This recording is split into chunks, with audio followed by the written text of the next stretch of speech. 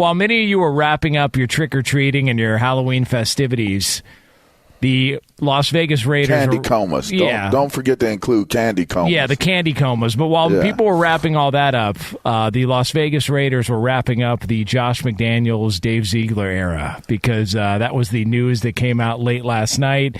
Josh McDaniels, the head coach of the Raiders, Dave Ziegler, the GM, gone. They are both gone. They will be replaced by Antonio Pierce, who takes over as interim coach for the Raiders, and Champ Kelly, who will be the interim GM. So it just goes to show you, if you're going to lose and if your offense is going to look that bad, just make sure it's not on primetime television when everybody's watching, because you are not safe for the next 24 to 36 hours. And that's a wrap. Well, good for my guy Champ, man. Champ's done this for a long time. He's very well respected within the front office community. And so I'm excited for this. And by the way, we kind of said this. Well, first off, let me say this. I feel for the players going through the transition of a head coach and general manager. I should probably start there. But when I saw that Champ was going to be elevated to be in that interim GM position, like he might be able to take this thing over. And maybe Antonio, too. I mean, we'll see how Mark Davis wants to handle this. But it's tough for the players because the season hasn't gone the way they wanted. Now you get a coaching change in the middle of it, and it feels like – and I've been through this, right? Guys start to look out for themselves. They start to say, clearly this team's looking on to the future for the next leader. They're obviously evaluating what's on tape, but guys start to become weary of wanting to put their livelihood out there on the lines because they're afraid of what's the situation the team's in right now, and that's just the reality of it. So it's obviously tough for all the players, but the good thing is like Antonio Pierce and Champ get an opportunity. So I'm excited for them. Yeah, I would say the same thing. I don't think that it should have come as any surprise that they, I think Mark Davis was probably left with little to no choice in terms of making some changes. It doesn't seem like the McDaniels era was going to yield any other type of result other than what was taking place. As it applies to Antonio Pierce being named the head coach. And Antonio Pierce was on the trajectory of being the head coach after Herm Edwards would have finished up at Arizona State. They had turned that program around largely in part due to the efforts of Antonio Pierce. A lot of people may not have known how much he did behind the scenes. I mean, maybe some of it became more prevalent than some of the other things that he did that were really, really great towards building that program. I got into coaching because of Antonio Pierce. Like, I started coaching because he begged me to come, help the kids. And it turned out to be one of the greatest experiences of my life. The one thing I'll say about this for the Raiders and moving forward is you have guys that players relate to and they love and they play their hearts out for because they know the guy cares about them. They know that there's a certain level of respect. There's a certain level of relatability, and that's very much who Antonio Pierce is. Dan, like you see what's going on with Dan Campbell in Detroit. It's kind of the same type of deal. It really is. Like he's a motivator. He's super brilliant mind. Like he's almost like a Rain Man type dude. And when it comes down to like knowing his stuff, and it'll come down to, can he rally the rest of the coaching staff, which I'm sure he probably has a great rapport with all of those guys. And it'll also come down to trying to gain the belief that these guys moving forward are the better for where they're at right now. And this is a golden opportunity because you do have a new GM, you do have a new head coach, and while it may be, temporary, results can give you a more permanent opportunity. Do you think that part of this was, look, they wanted to get rid of Derek Carr. They made the trade for Devontae Adams. They brought in Devontae Adams. They gave Carr the extension. Next thing you know, Carr didn't even finish the season, and they had to move on. It's like, okay, well, Jimmy Garoppolo could be an answer. And Garoppolo came in, and it just didn't work. And we were talking about this yesterday. Like, defensively, on Monday, if you just go to Monday night, the defense kept them in that game, but offensively they could do nothing. And Josh McDaniels after the game really didn't have any answers. He was like, I don't know. I think everything's up in the air right now at this point. And I wonder if and you heard the players. You heard Devontae Adams. You heard the players are their frustration is boiling over too. And I wonder if Mark Davis was like, well, if you don't have answers, I got to get somebody who maybe could find some. Like that's what it felt like to me. Like so I'm surprised that, man, a year and a half in, it feels similar to the Denver era with Josh McDaniels, except he didn't start off 6-0 like he did in Denver, and now he's out after less than 2 years with the Raiders. It's crazy, man.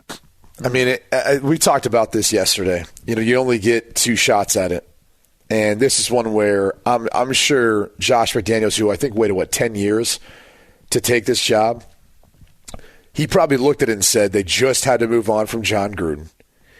There's no way Mark Davis is not going to be patient with a rebuild here. And he signed him to a 6-year deal. He's still got 4 full years after this year. He's getting all of it. Of getting paid. Yeah, I mean, and look, it's not – I mean, the only cause is that was not good offense, which is you're supposed to be good at. I mean, the tough thing about Ziegler getting fired or clipped along with him is obviously those two came in together. They have a long history dating back to their days, I believe, back in college at John Carroll in Ohio. So they had a very close relationship. And by the way, both good people. I mean, this is the toughest part about our businesses. Sometimes things don't work out for good people. It's not an easy business that way, where it's highly competitive. And it's one of the reasons why a guy like Josh McDaniels might not sit out. He might want to get back into it and call plays because they're addicted to the competition, to each year, every week, having a measuring stick of a game to justify how good they are or where they need to improve and how much better they need to get. And the tough thing for Ziegler is they build a good roster. If you're looking at everywhere outside of the quarterback play, it's a good roster. You can win with this group. And Antonio Pierce can win with this group. They've got to figure out something, though, offensively. And unfortunately, at the quarterback spot, Jimmy G probably is just coming off one of his most glaringly bad performances. And you can't really turn anyone else on the roster unless you want to go with Aiden O'Connell, who got a short stint, see what you have in him. But that's the reality, is you're probably playing the best guy on the roster. And he's not making the throws he needs to Devontae Adams, who's wide open. And who knows how that game changes if he hits him on a 90-yard touchdown pass or a 60-yard touchdown pass, which both would have been had he hit him on either of those 2 passes. So it's a tough deal for some people involved, but a great opportunity as well. I just think for Mark Davis, I mean, it's got to be tough to look around and go, where do I go now? That was a coach that he defended publicly, even despite the backlash. And maybe coming into this thing, Josh McDaniels is the type of candidate that had a short, leash anyway, because of what had happened in Denver and because of how he handled the whole Indianapolis thing, or even if that was the Colts debacle, it was really, it had him attached to it. And so because of that, it almost led to this kind of thought that it was going to be hard for him to kind of build back up, the idea in people's minds that he was going to be able to turn this thing around.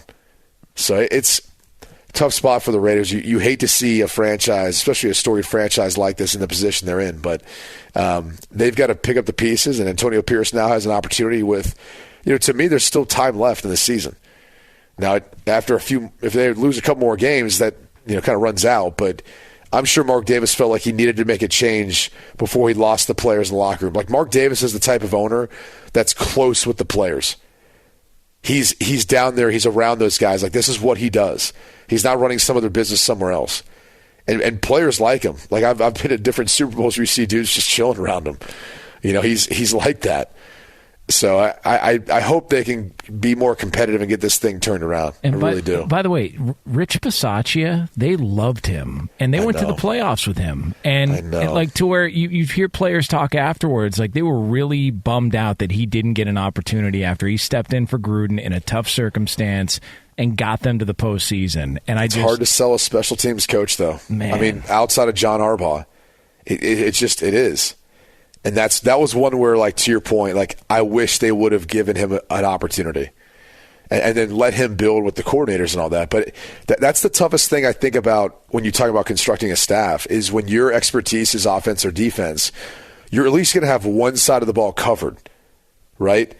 And so if you're a special teams coordinator, I mean, you're going to lose coordinators in and out. And I mean, we're looking at a Baltimore this year bringing in Todd Monken because, you know, they've got to make some offensive changes, and it looks like it's going to work out.